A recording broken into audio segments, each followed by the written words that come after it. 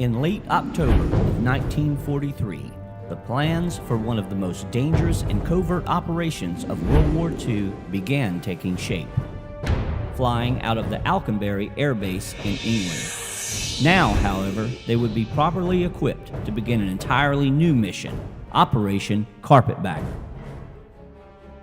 The 22nd Anti-Submarine Squadron from Wilmington, North Carolina, and the 4th Squadron from Langley Field, Virginia, had taken their fight to the Germans from the coast of North Carolina in the States to the Bay of Biscay, flying out of the Alconbury Air Base in England. In Alconbury, they would be redesignated as the 36th and 406th Squadrons.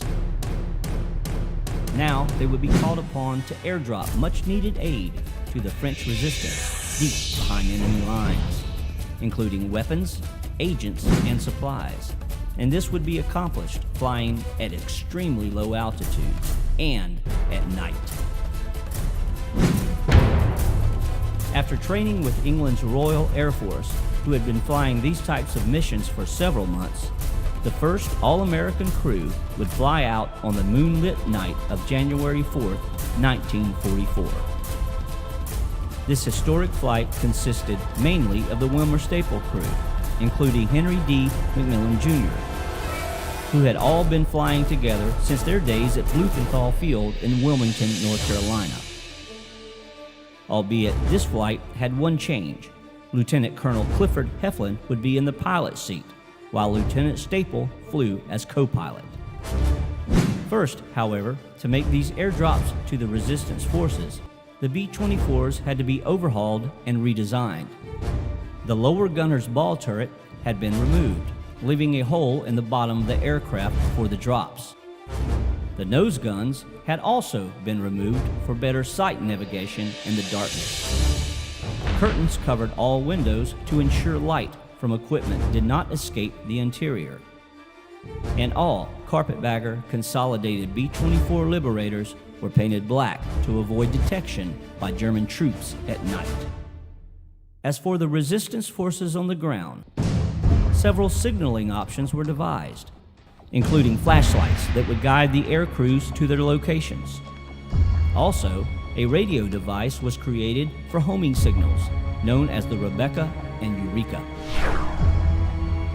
The Carpetbagger operation would last approximately 1 year and eventually become a division of the 8th Air Force. Throughout these missions, several air bases were discussed that could handle the constantly growing amount of aircraft.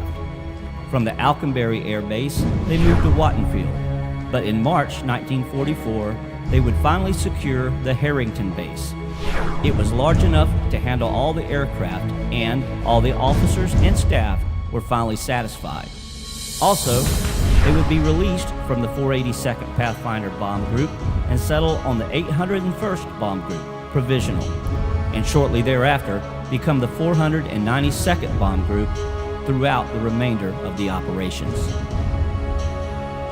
By mission's end, General Dwight D. Eisenhower increased the size of the bomber group, led by Lieutenant Colonel Heflin and OSS Department Head William Wild Bill Donovan, to a force of 3,000 airmen, 64 B-24D Liberators, and several C-47 bombers.